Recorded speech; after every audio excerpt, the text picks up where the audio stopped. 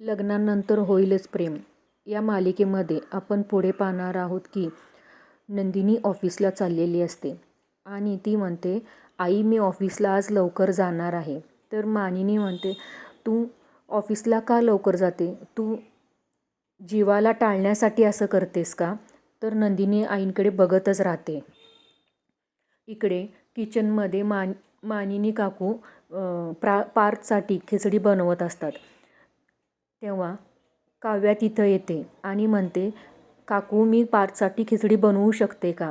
तर मानिनी काकूला खूप आनंद होतो आणि त्या म्हणतात काव्याला, तू पार्थच्या प्रेमामध्ये पडली आहेस का?